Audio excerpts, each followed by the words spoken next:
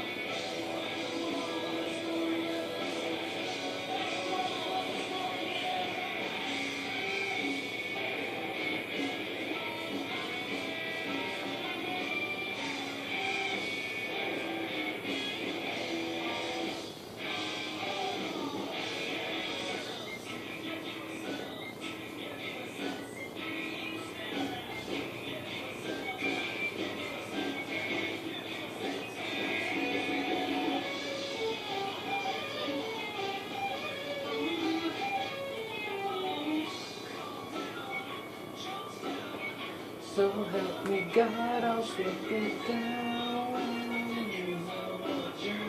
Madhouse, ha ha ha ha. Unless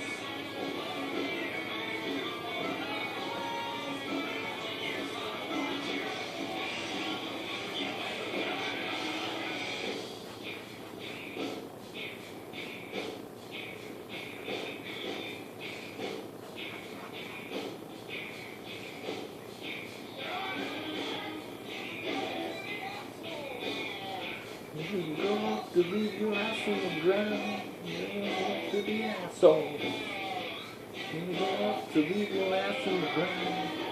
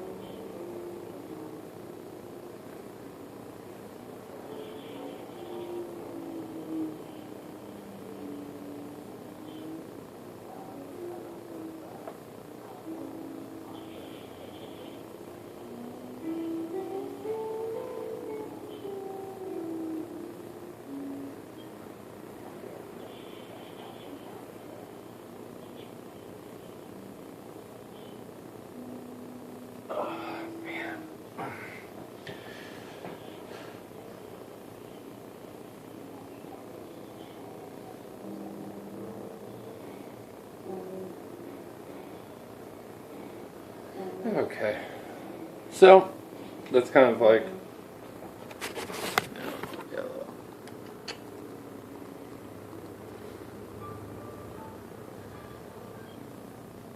that's what I kind of started out with. I'm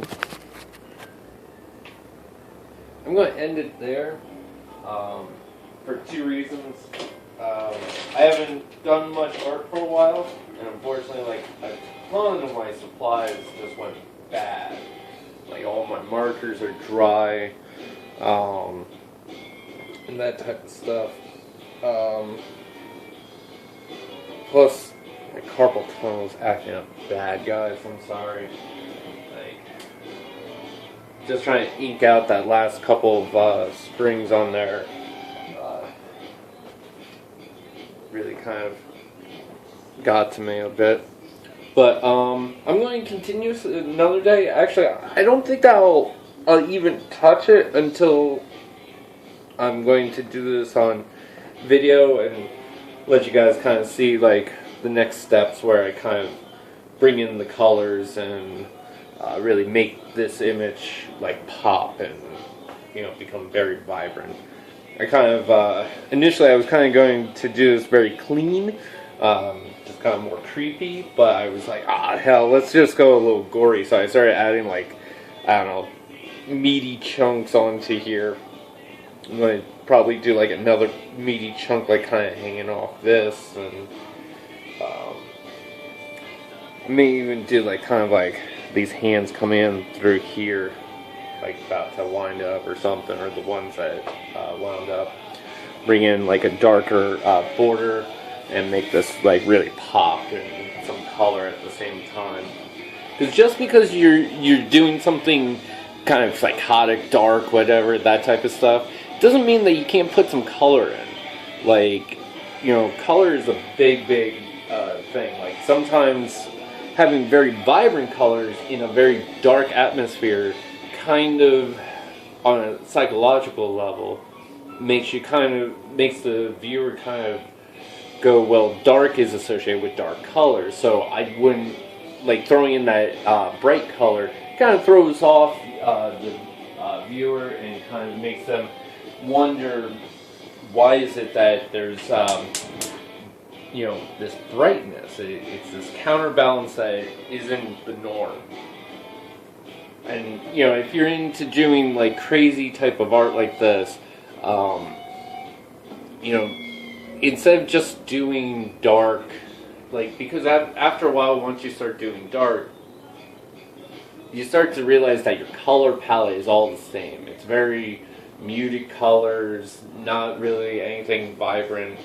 and it doesn't stand alone. It doesn't really do much than just exist, unfortunately.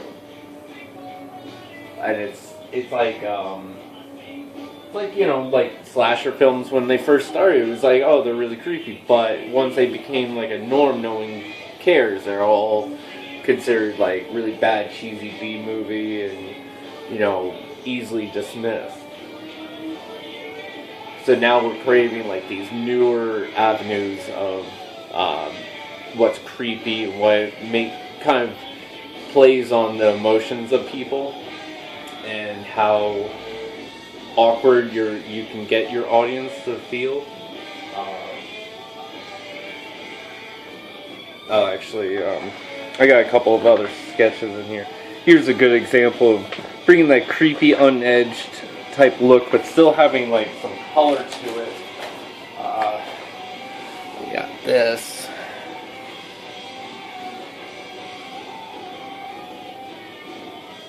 I love this piece. These are actually done separately, so you know. Each of, like all of this is actually different pieces of newspaper, magazine, no, just newspaper and photocopies. And, classified ads I use for the, well actually this was a part of a novel. These were from classifieds. I like to really mess with the ideas. My stuff isn't made to be just gruesome, dark, or whatever. It's also supposed to be on that psychological level of playing with counterbalancing what you would normally have. So you got like lots of curves in here, but then you got everything else kind of has like a lot of like lines to it, a lot of sharpness, like up in here. Let me see if I got anything else that would be a good example. Oh, that one's not quite done.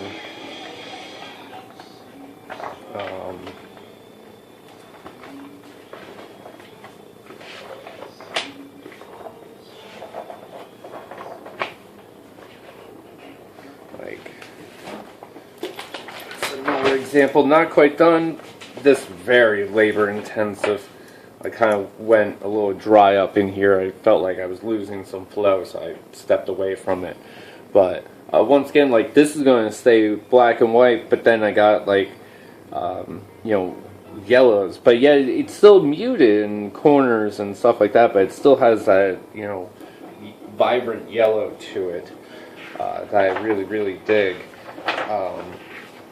And this is what I consider like where I'm at the top of my game is when I deliver something like this. Like, I love this piece. But once again, it's like, you got your muted colors that kind of represents like negative attitude, negative emotion. But then you get hit by this brightness in like the eyes and up in here and everything that throws you off into like this other emotional setting within the work, instead of just plain. Like if this was just black and white, it wouldn't seem as appealing to me, at least. Maybe to you guys. Maybe that's your taste of art, that you would like to see more a black and white muted type look. But I thought just adding this bit of color to it just adds this great like oomph to it. And actually it even brings in like, you got your triangles a lot within the work. It's all over the place. Like you got a triangle within here. You got the triangle here, obviously, the points of the faces, the chest point. But then you got kind of like from here going, if you're using the color yellow, using the points, you got this flow of here, this imaginary triangle too, within it. And then of course the arrowheads are all triangles once again. Even the flow of the body kind of does triangles here. But yeah, so that's kind of like my thought process of a lot of this type of stuff. I go deeper with a couple of the other pieces too. I do. I don't think I got anything else really noteworthy to kind of show you guys in here. Oh, no. I do have one more. Once again, a very dark type piece. Let's see if I can. But it's dark, once again, but it's still filled with a ton of color to it. I mean, I literally use like orange, yellows, reds, there's blues and greens in there too, but then like using grays and really kind of washing it out. Not even doing complete lines on some of the stuff. Just kind of, even though it's a solid image, there's not much going on in the way of like background, all that type of stuff. But you also are within this contain this chaos of lines and colors and everything, kind of creating within this creature character's parameters a very chaotic internal struggle within it. I don't want to sound like very pretentious. I hate when artists get very pretentious with their work. They splatter some ink onto the canvas and they're like, oh, this represents like, the struggles of East, whatever, Africa and the influx of like corporate industrialism. I try not to go that route, but I do like taking my stuff to that next level that I think a lot of people don't quite do. But I am so like running over time. This is a 30-minute video, so I'm going to leave it at that. I've been doing a lot of this, so all right. So I'm going to end it there. I'm going to see do like some more, either do a follow-up to that drawing that I just did. I just did another one. I'm not quite sure if I'm going to post the other one, to be honest, right now. We'll see. That one I'm going to work on off camera. But I will be doing some more demonstrations. Hopefully this will get me like kind of drawing more and showing you like some craziness I can do, and maybe spark some ideas for you too, of different ideas and avenues that you could take your art. And who knows, maybe, comment and, we'll see, we'll work together. Come on, let's all get together and come up with some cool ideas. Anyway, once again, I'm Mike, I'm your host. This was Ready, Set, Continue with a live art demonstration for you guys. I hope you enjoyed. I enjoyed it, even though my fucking carpal tunnel is killing me right now. But I'll see you on the flip side.